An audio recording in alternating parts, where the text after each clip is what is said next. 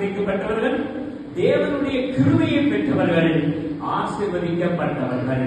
நோவாவிற்கோ கர்த்தருடைய கண்களிலே கிருபை கிடைத்தது என்று பரிசுத்த வேதாகமம் சொல்கிறது. யாருக்கெல்லாம் ஆண்டவர் கண்களிலே கிருபை கிடைத்திருக்கிறதோ அவர்களே இந்த உலகத்திலே ஆசீர்வதிக்கப்பட்டவர்கள். அந்த கிருபை எனக்கு கிடைத்திருக்கிறது, நான் ஆசீர்வதிக்கப்பட்டவன்.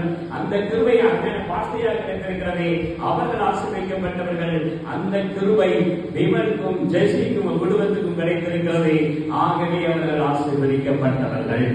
கிருபை மாத்திரமல்ல, கிருபையினாலே ஆசீர்வதிக்கப்பட்ட நீங்கள் ஒவ்வொரு நாளும் என்ன செய்யணும்? அதிகாலை எழுந்து 2 பேரும் கரம் பிடிச்சு என்ன செய்யணும்? ஜபித்து வேதம் வாசித்து இன்னும் புதிய கிருபைகளை பெற்று ஒவ்வொரு நாளும் நீங்கள் பிரகாசமாக இருக்க வேண்டும். மூன்றாவதாக யார் ஆசீர்வதிக்கப்பட்டவர்கள் என்று சொல்லி பார்க்கும்போது ரூத் 3ஆம் அதிகாரம் 10ஆம் வசனம் ஏகமாய் சொல்கிறது.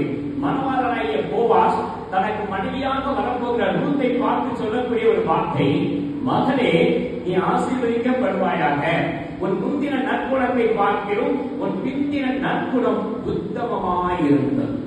நல்ல குணமுடையவர்கள் ஆசீர்வதிக்கப்பட்டவர்கள், உத்தமமாய் வாழ்கிறவர்கள் ஆசீர்வதிக்கப்பட்டவர்கள். ஒரு பெர்ஃபெக்ட் லைஃப் வாழ்றவங்க, ஆண்டவருக்காக வாழ்றவங்க ஆசீர்வதிக்கப்பட்டவங்க.